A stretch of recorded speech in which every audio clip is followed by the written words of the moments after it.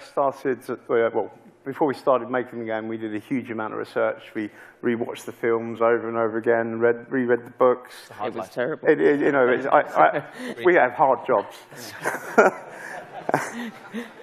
Also visiting fan sites, you know, where people just endlessly analyse the film and just learnt about the lore and the history of, you know, the stories that they told. And we really wanted to make sure that we brought that into the game. So one of the ways that we're doing it, there will be others, but for now we're just talking about, is the InGen database. And as you play the game, you unlock little snippets of information. Some of that's helpful to guiding gameplay, but others are all about how things link with the films that went before. So you just keep unlocking this little codex of information. Fascinating stuff. Yeah, it looks really interesting. So we're bioengineering the dinosaurs as well. Is that something, because in the trailer, you see the lab at the start and then the cracking egg with the eye poking through. Is that something, are we going to have the dinosaurs all the way from the very beginning? Are we going to work with them all the way? So yeah, you will be bioengineering the dinosaurs yourself. You start at the start. You will be sending fossil dig teams around the world to real-life fossil sites, getting back your dinosaur bones, extracting the DNA from them, building the genome. You could even make slight adjustments to the genome to adapt the dinosaur attributes as well. And really, it's about, again, trying to key into the science of the movies. You know, it's such a core thing that underpins those films, and we want it to be represented in this game. And of course, once you've kind of got your completed genome, you need to incubate your dino and let it free in your park. Yes. Well, I think we've got another screenshot as well, moving on to the hatchery. There we go. So once the dinosaurs mature enough to be released onto the island, that's all done through the hatchery. But the dinosaurs are then a living thing that you have to look after. I mean, if you remember back in the first film, you got the lovely scene with the vet, Jerry Harding, with the sick Triceratops. And, you know, that can happen if you don't look after those dinosaurs properly. So you need to make sure that you take preventative action, keep them as healthy as possible. But even if you get everything right, as Ian Malcolm says, sometimes life finds a way. Just need that little nudge every now and again. Round of applause for movie reference. Yeah, so two, well done. 2 in 1 sentence. So I think that we're all very self-obsessed. That's what I was going to say. Now, humans are quite self-obsessed, but of course the real stars of the show in Jurassic World and Jurassic Park is the dinosaurs, isn't it, Nick? It absolutely is the dinosaurs. So while this is a management game at heart, we really wanted to get the dinosaurs right. So when we first started looking to make this game, we set our art targets and our animation targets squarely at the quality of the film. We didn't just want to make the best dinosaurs that we'd seen in video games in the past. We wanted to make some of the best dinosaurs that people have seen, full stop. And that was a nice, crazy high expectation to set my animation team. They enjoyed that.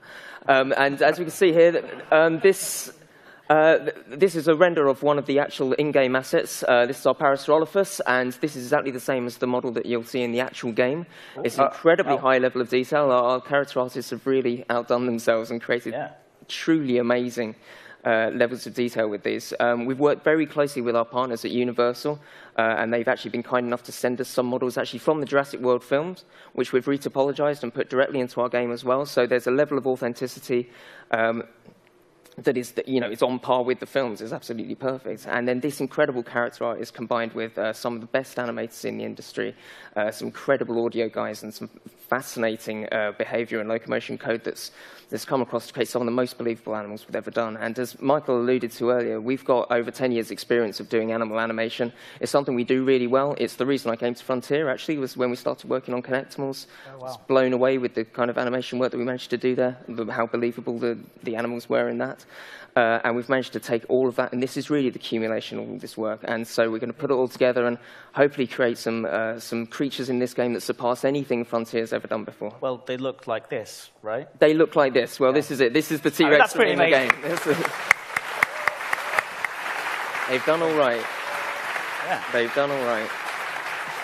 But I'm pretty sure that people might want to see all this come together and maybe have a look at Jurassic World Evolution.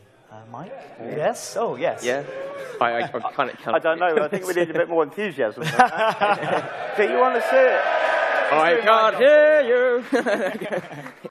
And some of the incredible stars of the show. Let's have a look.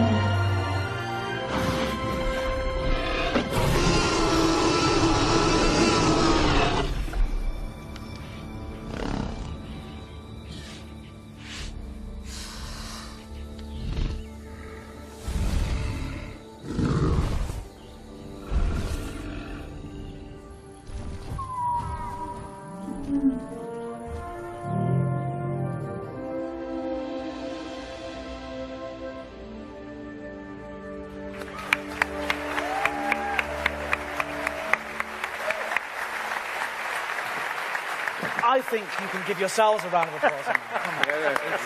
Yeah. Please show your appreciation. I think it's absolutely, in-game, that's how it's going to look in-game already. It's amazing.